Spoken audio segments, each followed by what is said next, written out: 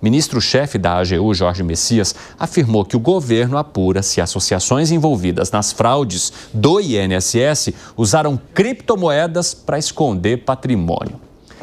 Luciana Verdolim, e por que há essa linha de investigação agora? Conta pra gente. Olha, Ocine, o governo está num problema danado, porque são várias frentes. O advogado-geral da União, Jorge Messias, ele admite que é um trabalho complicado, vai demorar um certo tempo, mas que o governo está atacando de frente o problema, levando-se em consideração que é preciso não só garantir o ressarcimento, né, daqueles segurados que tiveram descontos indevidos nas suas aposentadorias e pensões, mas também o desafio nesse momento é buscar provas para responsabilizar e punir quem agiu fora da lei, inclusive servidores do INSS que faziam parte desse esquema criminoso. Até por conta disso, o advogado-geral da União deixa muito claro que ninguém será poupado, quem tiver participação vai ser sim punido e a justiça vai entender, vai definir quais serão essas punições. A gente tem a declaração que foi dada hoje cedo para acompanhar. E houve ali, de fato, um envolvimento de servidores públicos federais. Essas pessoas hoje foram afastadas imediatamente dos seus cargos, estão afastadas do exercício da função pública e todas já respondem a processo administrativo disciplinar que pode levar à demissão a bem do serviço público. Agora, o trabalho é de formiguinha, é preciso analisar todas as provas, é preciso rastrear o dinheiro desviado. A Polícia Federal já apreendeu dinheiro, já apreendeu joias, já apreendeu obras de arte. E agora o ministro da AGU admite que as criptomoedas também estão sendo alvo dessa investigação, porque já há uma sinalização de que associações teriam utilizado esse artifício para desviar o recurso que foi desviado. A gente também tem a declaração. Há uma forte suspeita de que essas entidades, tendo a classificação de fantasmas e ou pagadoras de propina, elas estejam nesse momento trabalhando para ocultação de bens, transferência patrimonial. Então, o que é que nós temos interesse? Temos interesse de rastrear por onde passou esse dinheiro para que ele possa, de fato, ser ressarcido aos cofres públicos que vão ali pagar os aposentados e pensionistas. Nós também temos instrumentos muito sofisticados hoje de ocultação patrimonial. Nós vivemos hoje na era das criptomoedas, então é muito difícil você rastrear criptomoedas, mas nós temos instrumentos. Então, é por isso que no pedido de bloqueio que nós fizemos na semana retrasada, nós solicitamos ao juízo que seja feito um rastreio a partir de corretoras de criptomoedas para entender por onde esse recurso passou, caso tenha sido utilizado, porque há uma forte suspeita de uso de criptomoedas para o desvio patrimonial.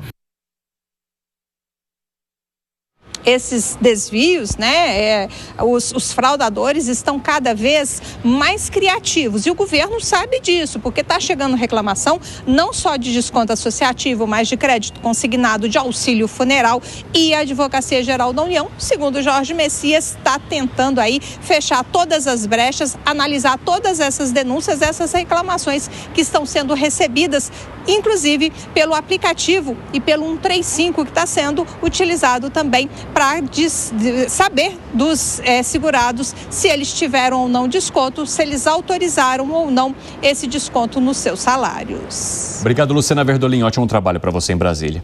Alangane, cada vez que a gente descobre mais, o buraco se aprofunda. E neste caso chega agora também ao recurso das criptomoedas. Nós discutimos aqui se houve o trabalho de uma corretora ou uma transação feita por meio de corretoras, até que se conseguiria fazer algum tipo de fiscalização, monitoramento, acompanhamento. Agora, há também o recurso das chamadas cold wallets, que são espécies de pendrive onde você guarda ali, né, de maneira física, as suas criptomoedas. E em se tratando de associações, entidades que atuaram de maneira irregular durante tanto tempo ligadas a um órgão público, nós não estamos falando de amadores. Não, exatamente, Evandro. Inclusive, por que muitos criminosos gostam de criptoativos? Porque o criptoativo, ele tem a característica da não rastreabilidade, do anonimato. Então, você consegue esconder muito bem o seu patrimônio num pendrive.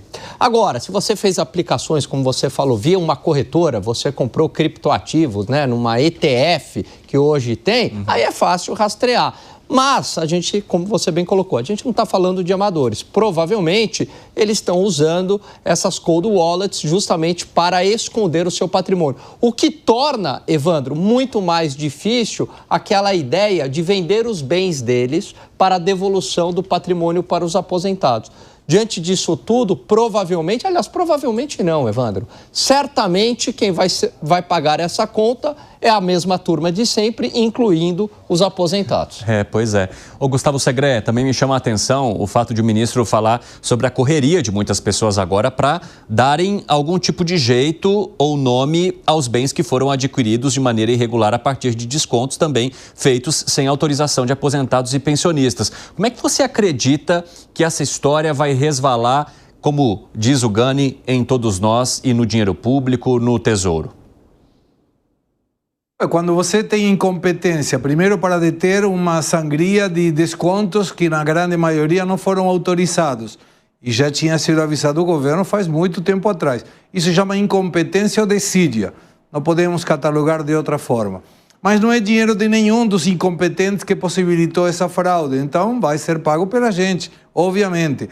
Quando você vê que tem um monte de entidades, algumas dessas fantasmas que foram criadas, aí falhou o controle do Estado para saber que estava tendo descontos de pessoas que existem para entidades que foram criadas para propositalmente fraudar as pessoas.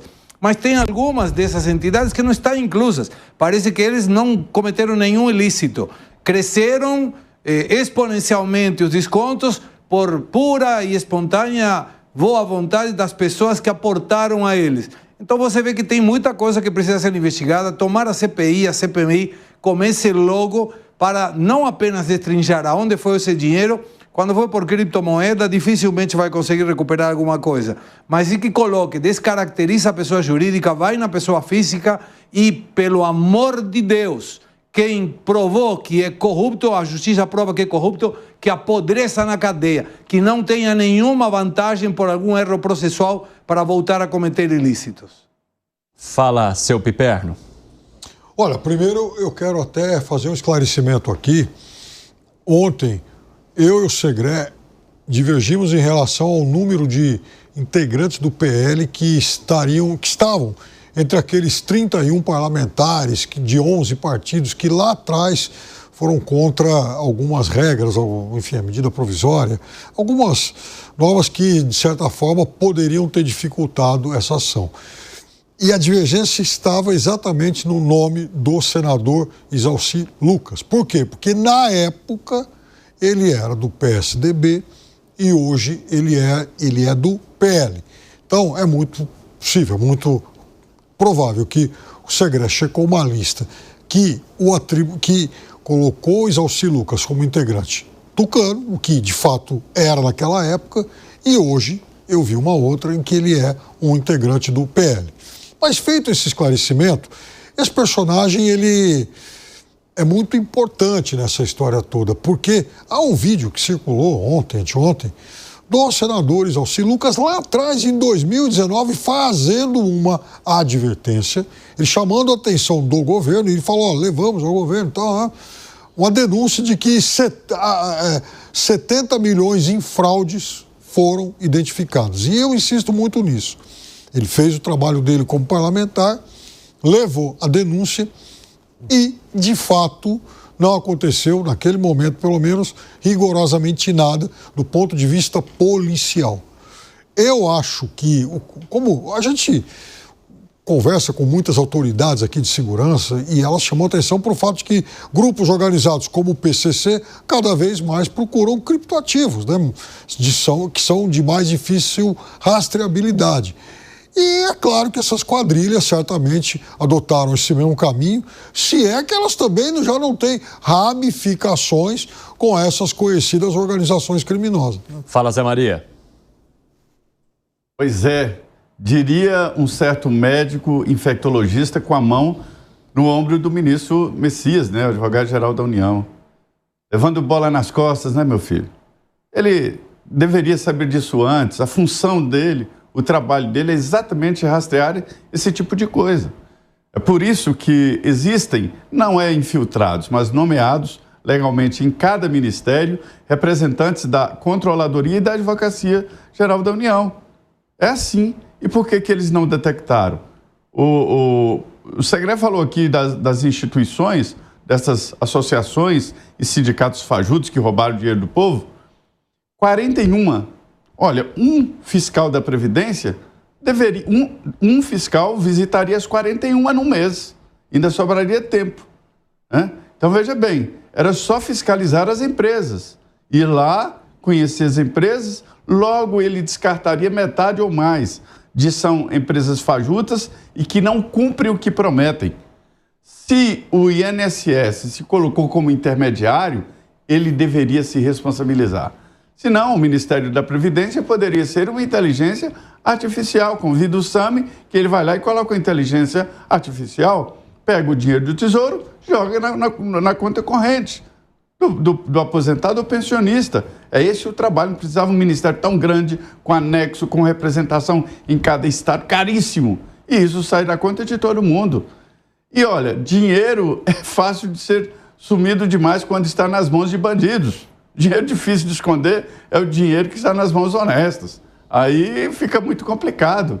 Então, assim, ele não quis falar, ou talvez porque não quer admitir, mas veja bem, esse roubo só aconteceu porque tem envolvimento de funcionários do Ministério da Previdência e de alto escalão. Sem isso não aconteceria. A Polícia Federal já mostrou isso. E a CPI vai atrás, né? Exatamente, que foi, Piperno. Concordo com o Zé, só acontece isso porque tem fragilidade nesses controles sistêmica e de funcionários envolvidos, está na cara, porque vão aparecer, claro, desvios também no crédito consignado, BPC, Bolsa Família, todos os benefícios.